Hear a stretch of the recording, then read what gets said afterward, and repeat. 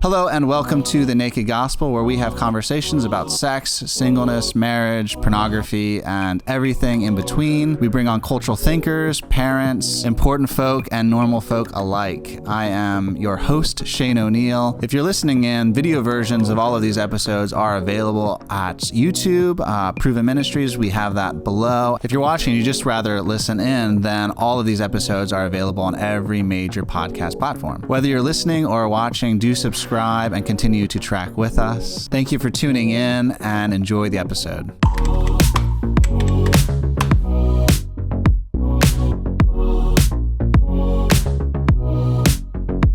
Hey folks, welcome back to The Naked Gospel. We're starting a new mini-series on imagination today, and I'm excited to kick this conversation off with Michael Ward and Holly Ordway. Both of them have been on before. I would encourage you to check out those episodes. I loved them. They have gotten, quite a bit of views, some pushback in different ways. It's been fun to see dialogue around it. And today we're going to be looking at imagination.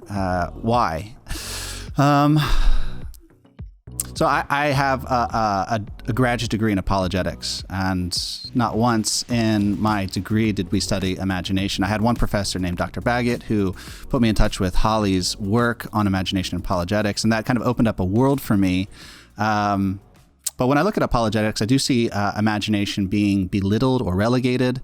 Reason as kind of a mental faculty, kind of a mental organ, is given kind of premium space.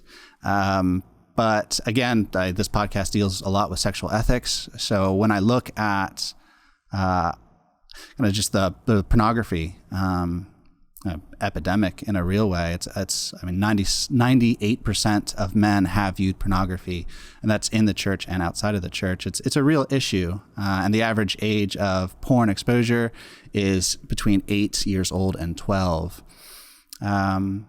So even as I researched for this podcast and I typed in Christian imagination, I was shocked just on the first page to see people talking about how imagination is demonic and shouldn't be used, shouldn't be embraced, shouldn't be sought after. It's fantastical, it's imaginary, it's not real. And that's problematic. So we want to explore the gift that God has given us. Denying that something exists doesn't mean it doesn't exist. It just becomes the devil's playground. And that's certainly been the case with imagination in quite a few ways. So I'm looking forward to this conversation. Michael, Holly, thank you so much for joining me. Would you mind just sharing with us what you guys have been up to? Holly, would you go first? Sure. Well, as your listeners probably know from the last podcast, I'm the Cardinal Francis George Fellow of Faith and Culture at the Word on Fire Institute. So doing work for them for that ministry. And then in my own writing, I've just published a book called Tolkien's Modern Reading, Middle-earth, Beyond the Middle Ages, that looks at the creative imagination of one of last century's greatest authors, Tolkien, the author of Lord of the Rings. And that's been a huge project. And then I'm currently working on a new book on Tolkien that is about his Christian faith. So this is the new project. That is very cool. Very cool. And Michael, did you write an article or two about Middle-earth, about Tolkien? Have you been switching sides? Yeah, I've gone over to the dark side, the land of the shadow. To Mount Doom. No, I did just last month make my first serious foray into Tolkien scholarship with an article entitled Peak Middle-earth: Why Mount Doom is Not the Climax of The Lord of the Rings. And I was motivated to do that partly because of my own interest in Tolkien and The Lord of the Rings, but partly also because it was published in this journal called An Unexpected Journal, which is a journal put together by former students of Houston Baptist University, where I teach in the apologetics program, a program which Holly herself established when she was chair of the department before she moved to her current position at Word on Fire. And so this Unexpected Journal comes out every quarter. And its most recent issue, the December issue, was a celebration of the work of one Dr. Holly Ordway. That is cool. I actually didn't know that. So Holly, have you read said article? Yes, and it's marvelous. It's cool. Just absolutely marvelous. And it's convincing. I am now convinced that Mount Doom is not the climax of the Lord of the Rings, and this sheds light on the whole Lord of the Rings, and it's pleasing too because it's an example of how one hopes scholarship works. Because part of Michael's argument involved drawing on some imagery of trees that Tolkien used that came to light in my research for Tolkien's Modern Reading. So that was able to provide some of the information that allowed him to build this case. And this is how scholarship is supposed to work. You put the fruits of your labors out there, and other people take them and do good things with them. Amen. Yeah, no, that's awesome. And Michael, you've written a book. It was published, I think, over the summer, was it? I see it over your left shoulder. Would you mind mentioning that for us as well? Yes, it's called After Humanity, a guide to C.S. Lewis's The Abolition of Man. And it came out, yes, in June last year. And most of my work is focused on C.S. Lewis, not Tolkien. As well as teaching at the Houston Baptist University in their apologetics online program, I'm based here in Oxford. I'm speaking to you from England, my native England, and I'm a member of the theology faculty here at the University of Oxford. So I'm connected at both places, Oxford and Houston. That's cool. That's really neat. And that's a big part of why I wanted to have this conversation with the two of you, because both Lewis and Tolkien were very bright men and swam in the streams of apologetics, but they also wrote beautiful stories. In a lot of ways, their stories have kind of out-popularized some of their other work. In preparation, you'll laugh at this. In preparation for this, I read a couple different things, but one of them was Leaf by Niggle, and it was awesome to read. And I got through to the end of it, and I had no real idea what it was about, but it was fun to read. And so even as I was researching, I was like, I think I'm just confusing myself more. But it was still, I'd never read anything by Tolkien that was kind of a short story, and so that was a fun exploration. And I want to look at. Well, I actually, let's ask kind of just a fun question right quick. I would be interested to hear, I mean, you guys have spent so much time with your kind of respective research when it comes to Tolkien or Lewis. And I'd be interested to know, maybe starting again with you, Holly, what is one of the things that you most revere or most respect about Tolkien? Well, where do I start? But I think I would sum it up to say one thing that I really, really appreciate and admire about him is how integrated he was, because his Christian faith was fundamental in the very specific meaning of that word. It was the foundation, the root of everything that he did, and so therefore he's able to write a book like The Lord of the Rings that he says is a fundamentally religious and Catholic work. But he does so in a way that removes the overt references to religion of any kind, specifically in the book. And that's a stylistic and a literary and authorial decision that he makes. But he's able to make it because Christianity is so deeply infused into the book as a whole that it doesn't need to have overt indications of it for it to be fundamentally a deeply and absolutely Christian work. And I think that sense of the integration of his faith into his life, that's something I saw when I was researching Tolkien's Modern Reading, because he's able to read very widely. He reads authors who have very different worldviews that he disagrees with heartily, and ones he agrees with, and all things in between. And he's able to do it with a kind of confidence and to make use of, take the good, discard the bad, again, because he's not defensive, he's not paranoid, he's just so deeply grounded in Christ that he's able to engage. And I really deeply admire that. Thank you for sharing. Michael, same sort of question for Lewis. I'm one of the many things, but what is one thing that you find yourself deeply respecting him for? Well, trying to keep it roughly connected with this conversation on imagination, because there are so many things I could talk about. I like the way that Lewis imagines both internally and externally, as it were. He enjoys and he contemplates. So he will give quite frequently, he'll give two approaches to the same subject from different directions. This book I've just written on the abolition of man is about a very philosophical and argumentative propositional work, The Abolition of Man, which is all about objective value.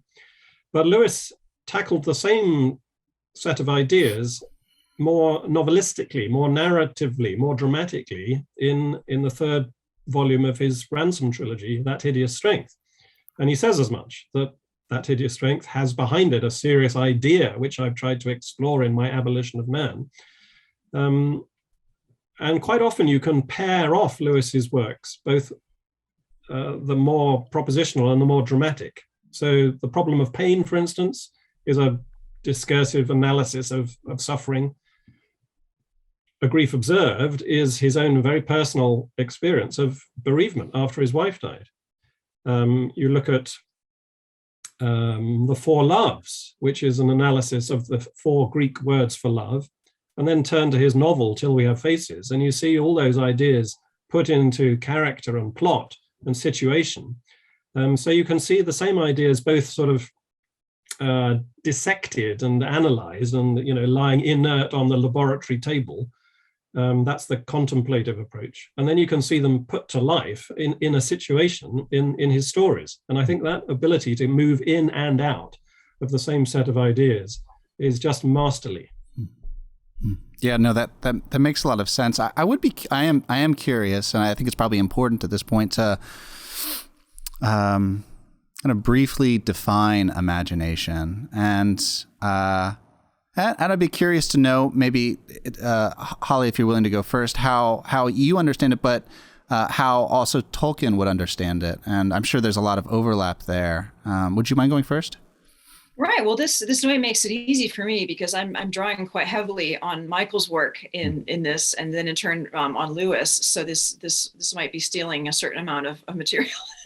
So I in my book Apologetics and the Christian Imagination, I go into this in some detail, and I make the case that the imagination is a human faculty. We have the intellect, we have the will, we have emotions, we have the imagination, and it's part of our makeup as human beings.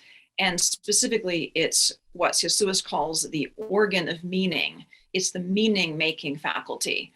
And it's that faculty that takes in all the different sensory images we get, puts them together into a picture, and then presents that picture to the reason, the intellect, which is able then to make judgments about it, and then the will can act upon it.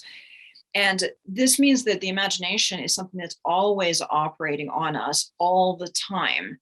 It's a constant engagement with the world around us. We use the imagination simply to function as human beings. And we also use it creatively. And when we're, getting an image of something, that this now goes into Tolkien's understanding of it, the imagination has the ability to create images of things that are not present, including things that don't exist or couldn't exist in our real world, and then present them to the intellect. And so, of course, and this kind of harkens back to one of the objections that you pointed out that some might have. Of course, the imagination can present images that are false or that are faulty, but that in part is depending what they're drawing from. What are we feeding it? But the imagination just puts the images together and allows the reason to judge. And the intellect also can make faulty conclusions and go wrong. So the imagination is not different in that respect. But I think that the fundamental thing for me is that imagination is a meaning-making faculty, and we have to have meaning to understand anything. And so the imagination is something we have to reckon with in one way or another, no matter what. Michael, I assume you would agree with that. Yeah, I agree with that very much. And I'm amazed that there are people who say imagination is bad, full stop, because, well, first of all, one can't live without the imagination if it is indeed the meaning-making faculty. Every time you open your eyes, every time you open your ears, sensory data are bombarding your brain, and it's the brain's function to make meaning out of that data, so that it's not just scrambled noise, but I just heard a noise outside my window here, and I know that's not just any old noise. It's actually what we call a bird. Yeah. I know what that noise means because my imagination tells me. So it's impossible to live without the imagination. The only question is, what kind of images will we choose to focus upon? Will we choose wholesome, beneficial, edifying images, or the reverse, or something in between? And once we've settled upon the images that we're going to focus upon, are we going to judge them to be true or false? Because that's where reason comes in, as Holly said, that the imagination can't work on its own. It provides its meaning-making findings to the higher court of reason. Reason, according to C.S. Lewis, is the natural organ of truth. And it's the reason which will tell us whether those meaningful findings are indeed true or erroneous. Because it's possible that sound I just heard outside my window is a neighboring boy who's learnt how to imitate a bird song. And then it wouldn't be a true bird that I'd heard. It would just be the imitation of one. So that's where reason would come in and adjudicate as to the precise nature of the meaningful thing which my imagination had presented to me. So reason can't work without imagination. Imagination, however, can work without reason. They're asymmetrically related. It's possible to just have meaning on its own. And the best example of that, I think, is the images that flood through our minds at night when we dream. That, in your dream life, you're swayed this way and that. You're moved by potent, colorful, meaningful images. But usually you're not concerned with their truth or their falsity. They just are. It's a way for the brain to unscramble itself. However, occasionally in your dreams, you do learn something true. There can be revelatory dreams, in which case the reason is actually operative as well as the imagination. But when it's just the imagination, when it's just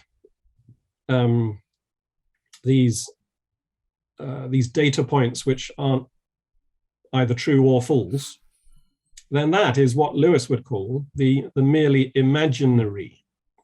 These are just merely imaginary images. But as soon as they come into the realm of reason and are shown to be either true or false, then they're not merely imaginary anymore. They're now imaginative. And that's an important distinction. I want to hear, what's a good way to play this out? So you've both alluded to imagination. So imagination exists, whether we try and use it or not. It's just a part of being human. We could deny that it exists, but that doesn't make it not exist. It's something that I remember in kind of a computer science class that I took in college, that data was defined as unprocessed information, and imagination being kind of that faculty that then takes that data and makes it comprehensible. Right. Somebody could argue that kind of Western civilization right now is at kind of the height of imaginative development when it comes to social media, when it comes to the volume of movies and music that we're producing, and these different mediums and modes of being where we're not. Right, of going to places where we're physically not, but I think that's problematic, because when I embrace those modes and mediums, they make me feel, they almost make me feel unhuman in certain ways. And so it seems like that there is kind of a telos to imagination. It's not just the use of imagination, but kind of the proper use of imagination. So would love to hear y'all's articulation of kind of what imagination kind of ought to be used for, and kind of the place of imagination, and kind of why that analysis of, like, maybe somebody objecting and saying, no, imagination is everywhere, we're doing great with imagination, and you both would say X, Y, and Z. I'd love to hear just your response to that. Michael or Holly, whoever. I need to direct better. Holly, why don't you go first? Well, I was thinking first to that idea that we're in a, have so much imagination going on. I would push back against that slightly, because we're awash in data, we're awash in images, but that's just a question of volume of stimuli. What our imaginations are doing with it is another matter. And I think that it's possible for our imaginative faculty to be overwhelmed and overstimulated so that it ends up not really properly functioning.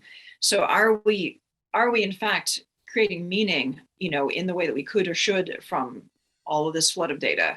Well, that depends. It depends on the individual, depends on the situation. But I think there's certainly we shouldn't conflate volume with the activity of the imagination. That's good. And then I would, in terms of the telos of it, I think I would come back to this idea that imagination is one of the set of faculties. Michael explained that the imagination is really connected to reason. The two are really operating together. And I think I would then connect both of those then to the will. And I think this is maybe where we get the significance of it, because, and this is relevant to apologetics, really in evangelization and discipleship, because how is it that we act on something? How do we choose to do one action and not do another? Well, we might be swayed by emotion, but oftentimes we do something because our reason has judged that this is a good thing for us to do. Good in general, good for me, desirable in some way. Well, how did the reason make that judgment? Because it was given an imaginative image that it could engage with. The imagination presents this image to the reason makes a judgment about it, and then the will can act. I'm thinking of Michael's example of the bird. He's got the picture of a bird singing outside his window, and maybe there's something about it that makes him investigate, and then he's able to discern with his reason that it isn't the bird, it's actually the neighboring boy. And then he could choose with his will to act on it, to say, good imitation of the bird, or could you not do this directly underneath my window, or do some action based on what his reason has told him, which in turn is based on what his imagination has given him. And that's a very small example, but I think the small examples are helpful because then we can see how it works, because this is also how it works with the larger things. How do we know what love is? If we don't have a picture of it, if we don't have a meaningful image of it that allows us to make judgments about what is and is not consonant with acting out of love, and then our actions are going to flow from that. Thank you, Holly. Jane, can you just remind me what you said about in your science class or whatever it was about the data points? What was that you said? Yeah, data was defined as unprocessed information. Right. Okay. Yeah, I think that is probably close to what Lewis means by nonsense, because he asks in a very important essay he wrote called "Bluspals and Flallenspheres: A Semantic Nightmare," a very little known but very important essay. He asks, what is the opposite of meaning? Is it error? And he says, no, it's not error, but nonsense. The opposite of meaning is meaninglessness, nonsense. It's the imagination's job to distinguish between nonsense and meaning. But whether it's true or not is not for the imagination to decide. That's for the reason to decide. So I think unprocessed information, you could say, on your terminology, is the nonsensical, that which hasn't yet acquired meaningfulness. It's just it's noise rather than signal. Yeah. But what does the signal mean? That's another question entirely, and that's for the reason to determine. The little anecdote I like to tell to help make this really clear, because these terms are terribly slippery. I like to tell the story of when I took my car into the repair garage, and as I pick up my car at the end of the day, I'm driving off the garage forecourt, and I realize I've forgotten to check on something. So I stop and I wind down the window and I call over my shoulder to the car mechanic and say, is my rear indicator light working? And the car mechanic, looking at the back of my car, says, yes, no, yes, no, yes, no. Now that sort of pinpoints something of what we're talking about here, because my car mechanic, he knows the basic meaning of an electrical circuit. He knows that when a light shines, that the electrical circuit has been completed. But when he sees the light go off, he assumes that it stopped working. Mm. But of course, in this case, the intermittent light, the flashing light, means not insecure connection. It means indicator. This is what an indicator is meant to do. However, there are occasions on your car dashboard when you look at your dashboard and there are fluttering lights flickering on and off in no particular rhythm, no pattern. And then you would conclude that this is not meaningful. This is just nonsensical, that there really is a loose connection. This is not meant to be happening. Okay, so you've moved from the nonsensical to the meaningful, but then once you see a light rhythmically flashing on and off at the back of someone's car, you've then got to determine what it signifies, what it indicates. Is it just me trying to work out whether my car indicator works properly or not? Is it just an attempt to test the thing, or alternatively, I'm sure everybody's had this experience. You're driving along the road and the car in front of you is flashing to go right, but doesn't turn. It comes to a right-hand turning, doesn't turn, goes on for miles and miles, flashing away and never turns. And you, the driver behind, conclude that this flashing light, though it is meaningful, does not indicate any intention to turn right. What it now means is bad driver, because the driver has forgotten to cancel the lever. Or maybe it means that they've got their stereo on too loud and they can't hear the tick, tick, tick of the indicator. So it's reason which determines which meaning is the true one, but we've already determined that it's meaningful as opposed to nonsensical because it is rhythmic and it's patterned and it's regular. Mm. So that threefold scheme of nonsensical, meaningful, rationally determined will then prepare you for, as Holly was saying, an act of the will, as the will decides what to do with all this information that has come to it.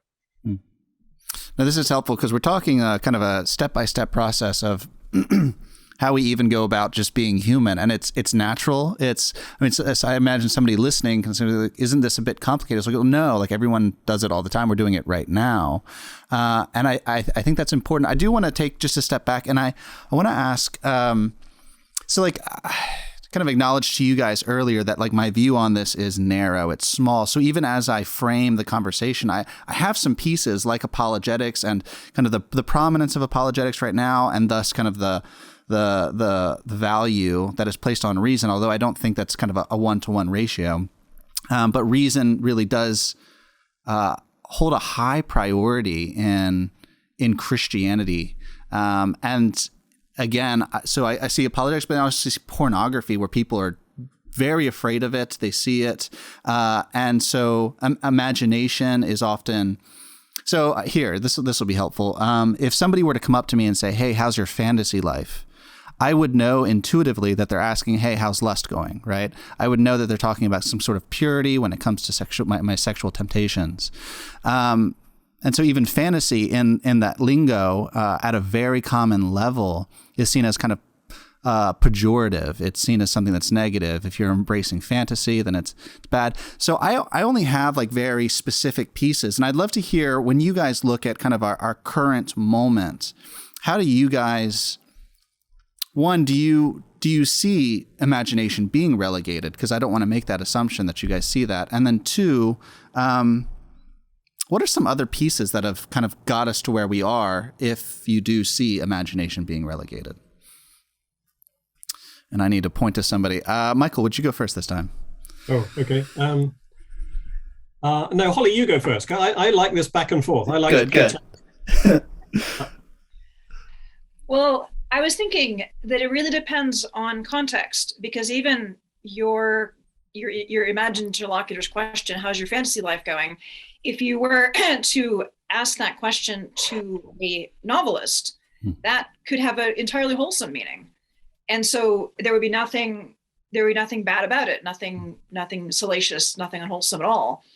So it really depends on context. And I think that's part of the problem that when we talk about Christians engaging with the imagination, well, also depends where you're coming from there, how you view the imagination, because Christians have had very divergent views about whether the imagination is wholesome or not. This is one of the things that has, fractured over the last 500 years or so. And I think that it's important to look at context. It's not really possible to make a sweeping generalization. Having said that, I'm going to make a sweeping generalization. Do it. Because I do think that overall in the wider culture, secular and Christian, in the last, I'm going to say 50 to 100 years, we haven't really done much to nurture or train people's imaginations. I think this has to do with the falling off of cultural Christianity, regardless of whether people believed it or not. People have been coasting on it. This idea that you should actually orient yourself toward the good and the wholesome, that you should think about these things that are good, that there are imagination can be engaging in healthy ways or unhealthy ways. That I think has become a little bit unmoored, so that people don't have an idea that the imagination could be used for something. And so I think that's part of what we get in this wider culture is a bit of a free-for-all, because there isn't a sense of what anything is for. That's part of the larger crisis of meaning that's going on. But at the same time, I mean, if you look at imaginative productions, stories, film, television, there's so much of it going on. Some of it very dark, some of it, very good and engaging. That I think it shows us that, well, the imagination is a fundamental human faculty. It demands to be acknowledged. And if we don't feed it well, it will get withered and twisted and starved. And then how it grows depends on what we nourish it with and how we guide and direct it. But I think even just this proliferation of media just tells us it's like a garden. We've got to tend it. We can't just let it go wild and then expect it to bear good fruit sort of by default. Thanks, Holly. I think the imagination is always operative. The only question is, what images are you choosing to operate with? And I think in the last several hundred years, really since the scientific revolution and the Enlightenment, that the images which people have found to be acceptable have become narrower, and they've become much more concrete, much more empirically discernible, much more measurable, quantifiable, those sorts of data points which can be put to use in scientific discourse. Those are the meanings that have high cultural esteem. But of course, they're not by any means the only meanings that there are available to us, and nobody can live their life operating on only those meanings. Even the most hard-headed scientist will have a life outside the scientific laboratory, where he or she will use any number of other meaningful images to live their life by. It's a question of which ones you value and which ones you think are going to give you particular insight into reality. I think that's the real question. And this, again, is something that Lewis tries to address in his Bluspools and Flallanspheres essay, where he says that the meaning-making system, which dominates so many contemporary Western European minds, is utterly in thrall to those metaphors of the physical sciences which have been dominant in the last several hundred years. And he's not saying anything against those metaphors in and of themselves, that they're fine as far as they go. It's just they don't go very far. So we need to remember that any number of other images are going to be useful to us, and we mustn't become the victims of one particular metaphorical paradigm. I'll just please jump in, actually, because I think that's such a great thing to be thinking about.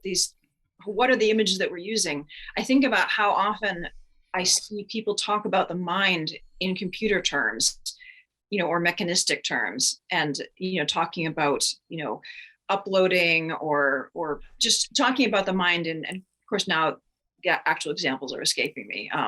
But if we talk about the mind as if it's a machine, or about the human person as if it were a machine, then that's buying into a certain understanding that's limited to the physical, the mechanistic, and doesn't leave any space for the soul, the more robust image of a human person. And then that, like when we talk about, I don't have enough bandwidth to deal with that, something like that, a casual phrase like that can be very revealing.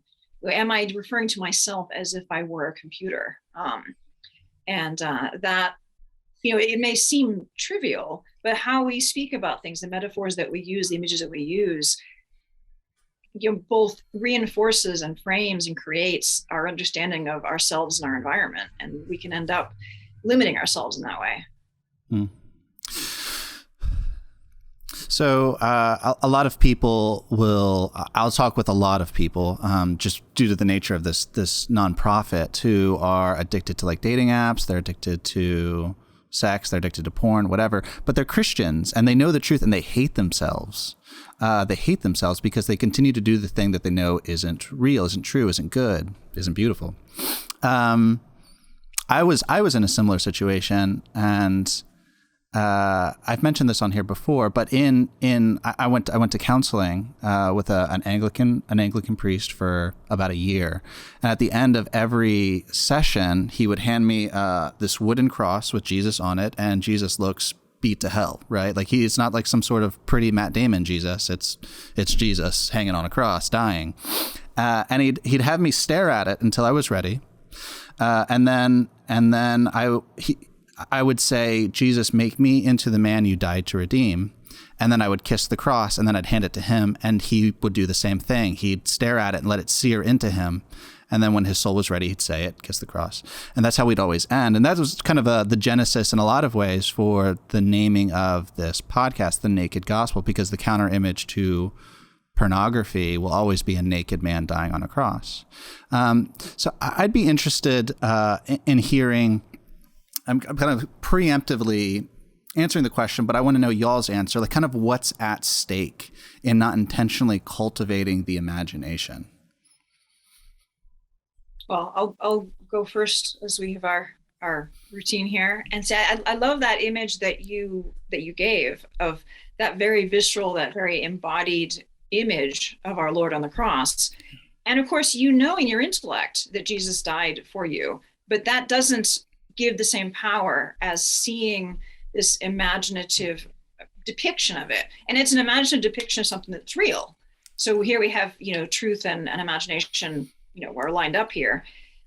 And there's that connection, that overlap. And if we don't cultivate the imagination and root it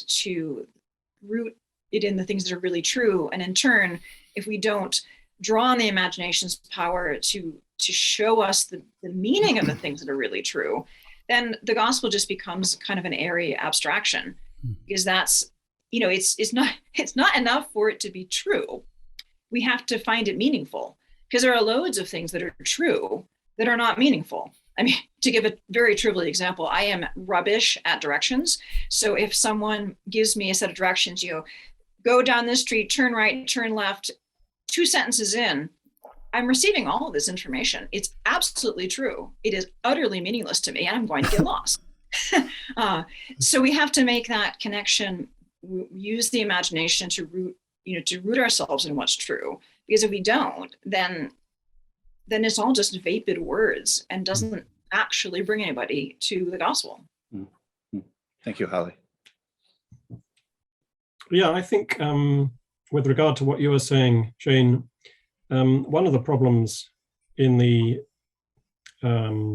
crisis of pornographic addiction is that the meaningful frame is too circumscribed. It's too tight, because sex is good. It's enjoyable, and the human body is beautiful, especially the young, healthy human body. It's beautiful. And so there's a proper delight that can be taken in the naked body. And there's a proper place for nude art. But the problem with pornography is that it doesn't allow for the expansion of that meaningful frame into a more holistic and balanced set of considerations. So that, you know, when if you're fixated on a pornographic film, you're not thinking about anything other than the act, the carnal act, and the attractiveness of the bodies on display. You're not thinking, oh, well, this person, this man and this woman, that's John and Mary, and they've got lives outside this film, and they've got parents, they've got siblings, they've got houses that they go to, they've got souls, not just bodies. And so I think one of the ways in which one can break the spell of the pornographic conjuring trick, which is laid over one when one is in the grip of the addiction, is to just remind yourself that you're not treating these people with respect. You're reducing them to their sexuality or their physicality. But they are much more than that, as you yourself are much more than that. And you would hate to be reduced to your appearance. And so why are you treating someone in the way which you yourself would not like to be treated? Yeah. So I think expanding that meaningful frame is one way in which pornography can be overcome. It's only one way, and there are many other aspects to it. With regard to kissing the cross, I think, you know, that's not a bad thing to do by any means. But I would enter one hesitation, which again is related to this question of keeping the frame too small. That if you focus too exclusively, as some Christian traditions are apt to do, on Jesus's sufferings on the cross and his death for us, again, you're possibly at risk of creating some kind of idol, because of course Jesus is much more than his death on the cross. He was conceived in Mary's womb. He grew up. He had a human life. He taught. He had friends. He had meals, and then most importantly of all, he rose from the dead, and now lives in his church, the body of Christ, the mystical body which is spread throughout time and space. Now, of course, there are different aspects of the Christ story that we will want to focus in on for one particular reason or another. Of course, that goes without saying. You can't have the whole thing all the time. But I myself have found that, as I did growing up in a very conservative evangelical tradition, which hammered away at the cross almost exclusively, that it was great liberation to remember, actually, this Jesus, he did other things too. Yeah. And most importantly, he rose from the dead. Because I think it's possible. I'm not saying that this is what's happening in the case of your chap you went to for help, Shane, but it's possible to put people on a guilt trip. Look at Jesus and how much he suffered for you, and you must be terrible if he had to go through all that, mustn't you? Of course, that's entirely wrong, but it's a possible conclusion to draw if we focus too much on Christ's sufferings at the expense of the other aspects of the story. No, that's good, and it's entirely right. Holly, were you about to say something? Sorry, I didn't. Okay, cool. Muslims all over the Middle East are moving towards Jesus because of his teachings. It's his parables. They're striking them in remarkable ways. They're animating their imaginations and bringing them to a different sort of truth.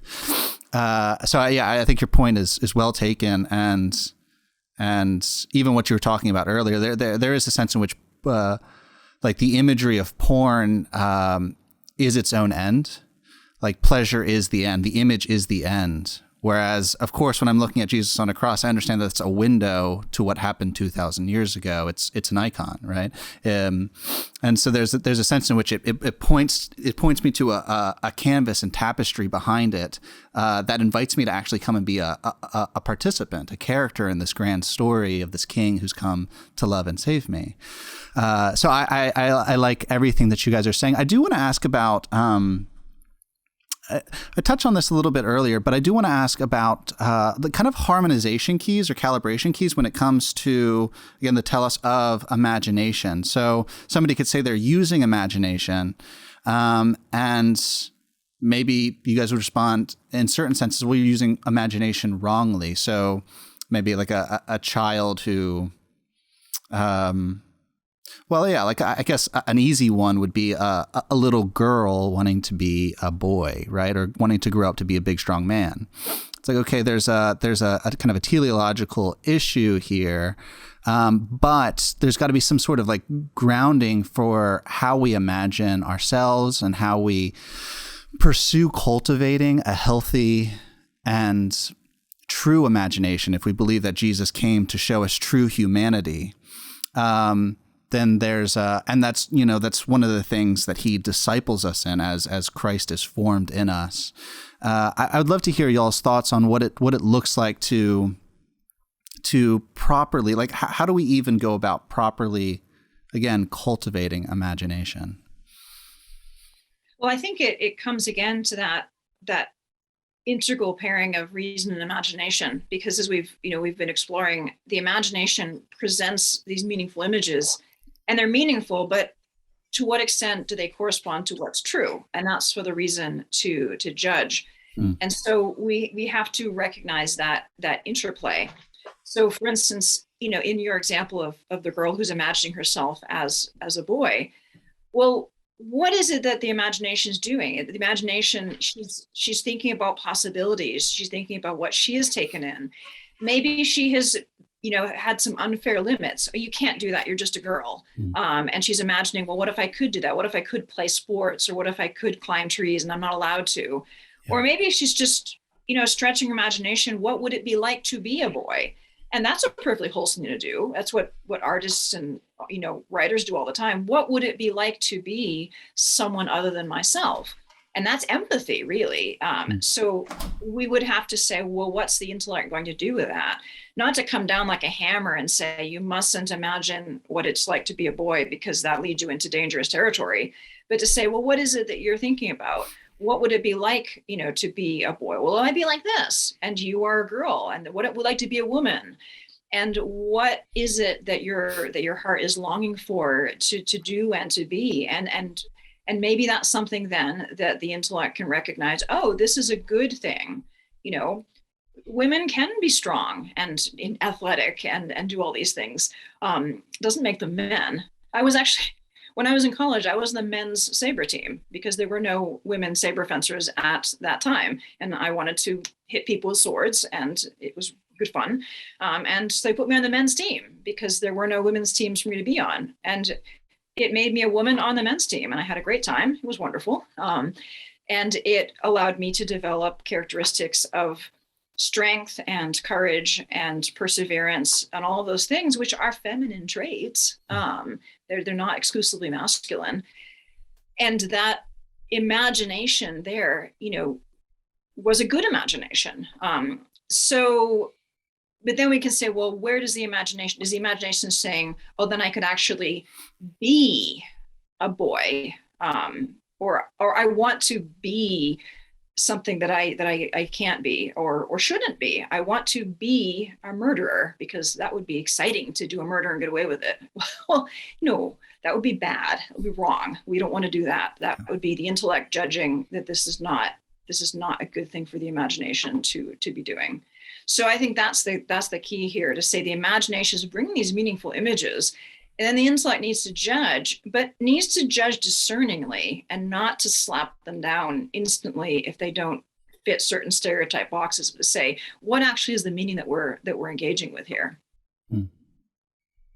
Yeah, I think one of the ways in which C.S. Lewis is helpful in this regard is his distinction between what he calls egoistic castle building and disinterested castle building. I'm drawing here upon his book, An Experiment in Criticism, which is his study really of why we read and how we should read in an effective and productive fashion. It's a charge often leveled against fantasy writers writers like Tolkien, and I suppose to a certain extent Lewis in the Narnia Chronicles, why do you talk about all these creatures that don't exist and could never exist, and all these places which you're just making up out of thin air? Why not make it realistic? And Lewis's point is that, well, if you turn to a lot of supposedly realistic stories, school stories, in which the boy becomes the hero of the school football team, in which the girl grows up and marries the dashing champion or whoever it may be, that actually those ostensibly realistic stories are far more fantastical in the bad sense of that word than stories which are set in a fantasy setting, but which are morally, psychologically, existentially much more realistic. So egoistic castle building for Lewis is that kind of branch of so-called realistic fiction, but it could actually be fantasy fiction as well, which is just merely an aggrandizing of the ego, so that the reader associates himself or herself with the protagonist and has this sort of rather unhealthy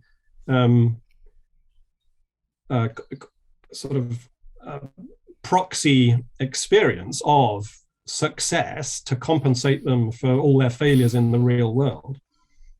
That's egoistic castle building. That's a bad use of the imagination. Whereas disinterested castle building is, well, it can take place in any genre whatsoever, but it's not necessarily going to happen in what looks like realistic fiction. It might do. All depends on how the imagination is being used in that particular work. Is the author trying to get the reader, or trying to enable the reader to get beyond the bounds of their own egoism and be empathetic, be understanding, see different perspectives, or is it all just fattening up the selfish ego? I think that's a helpful distinction, and I'll stop. I'll draw rein there. That's enough to be going on with for one answer. No, that's helpful, and I do want to actually continue to double click on this again, because I think you guys are offering us good categories, and I want to continue to kind of place them in different ways. As you kind of mentioned, Lewis would have multiple approaches to a conclusion. So currently, I have found that pornography is deeply dehumanizing, and so I've had like the honor of interviewing former porn stars on here, and hearing their stories humbles my heart. It doesn't, praise the Lord, it doesn't shame my heart, it humbles it. And so in moments of like temptation, when I'm struggling, my wife is a nurse, so she'll work evenings. So sometimes I'll just go and hop on YouTube and watch a story of somebody who came out of the industry. I'll hear about their life. I'll hear about their children and how they're married now, or whatever it might be. And that changes me somehow. I really can't quantify how, but it changes me. And there is so what I'm getting at is there's a kind of like saturation level when it comes to imagination. So if I'm reading somebody like Julian Barnes, who I really like reading, his stories are great, but they're very melancholic, which is a disposition I have. I have a kind of, I see pain easier than I see happiness. And it's easier for me to focus on that. After I read one of his books, I have to stop myself pretty quick and go to somebody like Marilyn Robinson or something like that, who's just going to feed me a different sort of diet when it comes to imagination. I have to manage my imagination in very particular sort of ways. And I seem to be using reason then to manage imagination, because I know that there's a saturation level for imagination that will then bleed into my reason if I spend too much time in certain categories. So I'd love to hear y'all's thoughts on that when it comes to, just your thoughts, honestly. Well, I would say straight away that this seems to me to be a very healthy way of managing your imagination, because it's a human faculty like your need for food. So I imagine that you use your reason to judge when you should have a meal. You listen to your hunger signals, and you use your reason to discern, do I need to eat more vegetables, or do I need some more protein in my diet? And also your reason can say, yeah, it's fine. You can have that nice dessert. You haven't been totally peeking out on cake this week, so there's no harm in that. This is something you can enjoy. And I think that sense of what do I need to take in as imaginative material is exactly the right disposition to say what's going to nourish me. And it's not going to be a bland diet. It's not going to be just something uniform. We need to have these different flavors, and they convey different aspects, different meanings, because the world's a complex and multifaceted place. And insofar as we can take in different perspectives, it gives us a meaningful image of the world and the people in it that is more true, that's more realistic, that's more accurate. And one of the things I think that makes this so important is that this then helps us in terms of our will. Because one of the things that I'd like to say is that we can't desire what we can't imagine. And so if someone, for instance, is trapped in pornography and wants to have healthy relationships, it's going to be really hard to even desire a healthy view of the body if they can't imagine what that might look like. How can you get into a healthy relationship? How can you even desire to get into a healthy relationship if you don't know what one looks like? And so feeding the imagination very deliberately and consciously with the kinds of things that will build up the images of the good, the true, and the beautiful, so that you can desire them and so that you can go toward them, I think is really necessary. Thanks, Holly. Michael, you have thoughts? That's a very good point. And it brings me back to C.S. Lewis in The Abolition of Man, where he talks about one of the best ways it's not enough just to drive out false sentiments. We must inculcate just sentiments. Think of the parable of the person cleansed from the 7 devils, or cleansed from the demons, and then 7 devils worse than the first come back and make their home in this person, because it's not just enough to drive out the devil. You've got to fill the gap with something good. So I think that's one way in which we can manage the imagination, by not just turning away from the evil, but by filling our minds with the good, or at least the less evil, because it might take a long process of getting to desire the really truly desirable. I think the act of fasting, of spiritual disciplines, is a good way of training the imagination. That you can for a period give up YouTube, say, or you can just say to yourself, no YouTube after 9 p.m. And set that to yourself as a goal for the evening. Can I turn off YouTube after 9 p.m. and have no more looking at videos until I go to bed? And then a whole week, and then maybe a whole month without YouTube. Not because YouTube is bad in and of itself, but if it's leading you into a pornographic addiction, then it clearly is bad for you. And you need to control your own imaginings, your own susceptibilities in ways which work for you. So I think there's a suitable element of subjectivity about this too. It's hard to lay down hard and fast rules that will cover everybody in every situation. You've got to know where your weaknesses lie. It's just like an alcoholic. An alcoholic eventually has to go completely dry because they know they can't even have alcohol in moderation. So for them, it's all or nothing. So if your imagination is set running in an unhealthy direction by, I don't know, looking at the swimsuit calendar, Yeah. or the swimsuit advertisements, which are not pornographic, but they are possibly for you adjacent to the pornographic, then that is called a near occasion of sin. And it's a wise thing not to go even there, even though it's innocent in and of itself. So you've got to know your own limits and what your own imagination can cope with before it begins to get diseased. Yeah, that's really good. Guys, that's really good. I want to ask one more question, then we'll start winding down. We've looked a lot at kind of imagination as it deals with the individual, maybe the individual listening to this. Like, I'll go back and listen to this, be like, okay, there are certain things I need to understand better and implement better. I need to be more intentional when it comes to imagination. I want to ask a question around mission. So like a kind of imagination in the place of missiology or just outreach, evangelism, those sorts of things. Again, I think Tolkien and Lewis, I think they'll easily outlive me. You know, like their works are just incredible. And again, it's not just their didactic stuff, it's their storytelling. Michael, you wrote an essay in a book on imagination that I really appreciated. You were looking at Paul there and in Athens in Acts 17. And a lot of it was, look at that. That's it, man. You got it.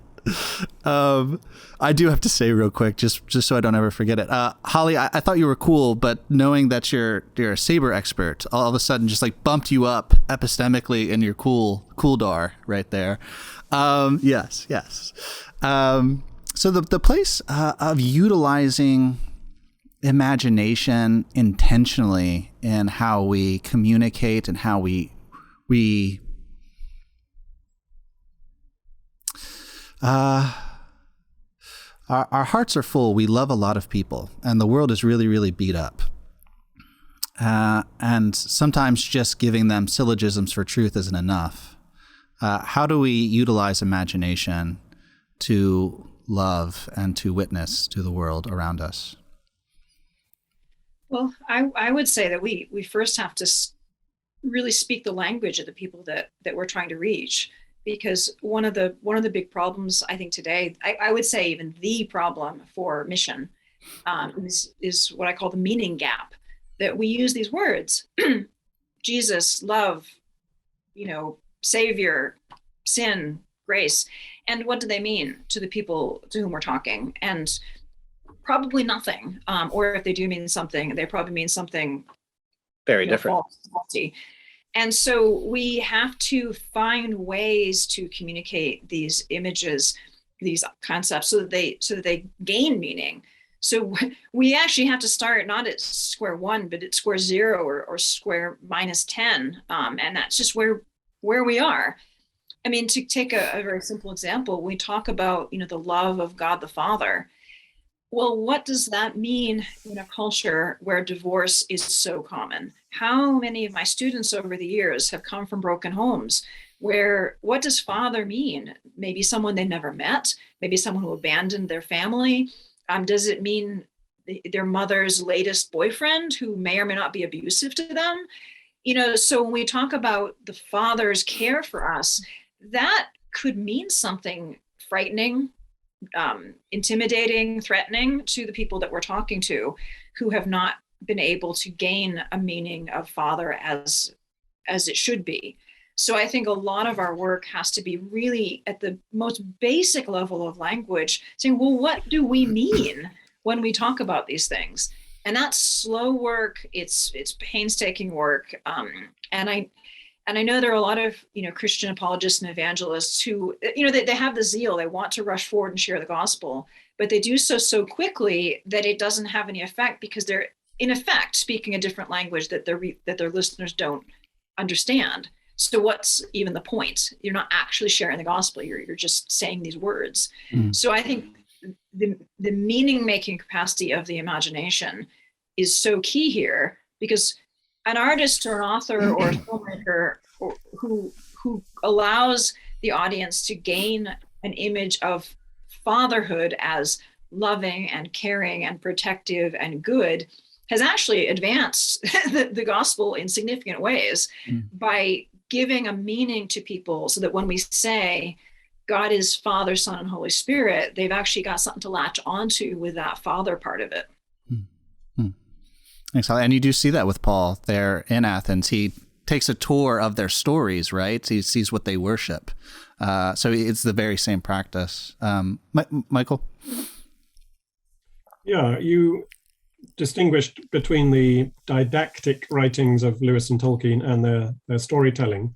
And I think that, that missiologically, evangelistically, of those two kinds of presentation, it's the storytelling which is usually more effective for most people. Most of us respond much more easily, naturally to a story than to a system. We respond to character and plot more than we do to a set of ideas. Ideas have their place, and systematic, creedal formulations, doctrinal statements, they are valuable, definitely. Neither Lewis nor Tolkien would say a word against that sort of intellectual framework, as it were, that you can erect to give clarity and structure to your system of belief.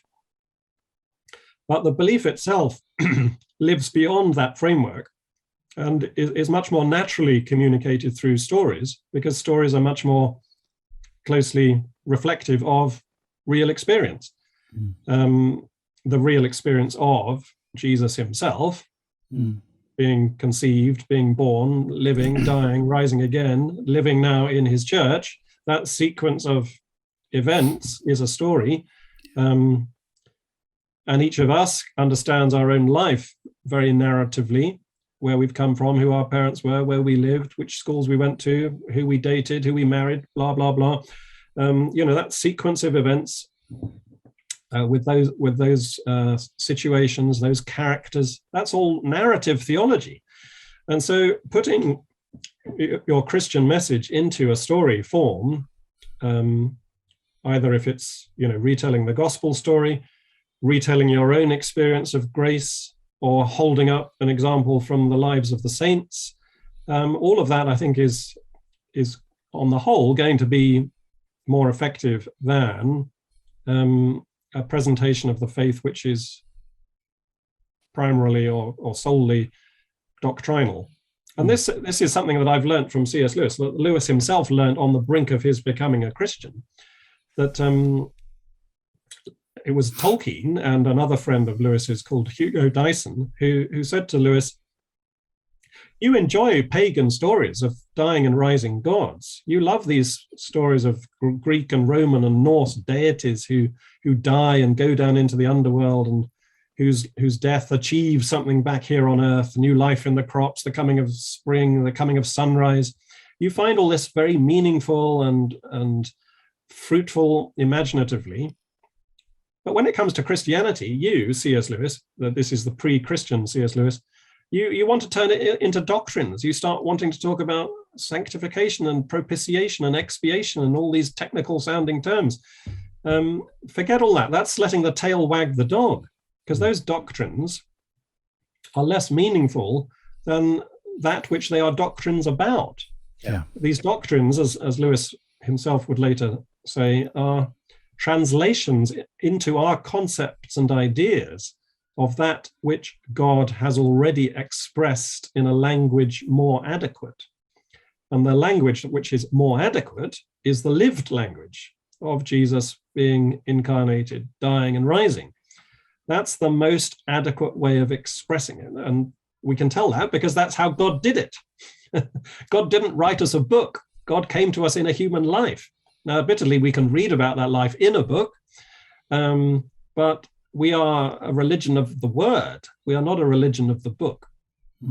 Word with the largest possible capital W. Yeah. Yeah, guys, that's both really rich. It strikes me that what you're proposing, it costs something. It costs something in very Christianly ways. It costs us to ask questions, right? To maybe put away our own words so that we can hear the words that are coming towards us, to be deep studiers of the stories around us, and to be excavators of Jesus. I've liked that. This is much more employed by Catholics than Protestants. Protestants are very taken with the whole business as mission, BAM, where we have the gospel and then we kind of import it into another culture. But Catholics have been really good at doing kind of a mission as midwife, where we go into a culture and help birth Christ from within that culture, which I hear a lot in the words you guys are sharing. But I think it's good because even what it costs us is beautiful. They're really good things. They cost us to actually love the people around us instead of say we love them by yelling at them and giving them the truth, Folks, thank you for this conversation. We always end with two questions. So one is, how can people track with what you're doing, and how can we be praying for you? Holly, if you'd be willing to share, we'd love to hear. Right. Well, in the larger context, you can look at Word on Fire Catholic Ministries and Word on Fire Institute. And then my specific work, you can look for my website, hollyordway.com. And then if your listeners could be praying for my work at the Institute and for my writing, I would be most grateful. I can be found at michaelward.net and on Facebook if people want to connect with me online.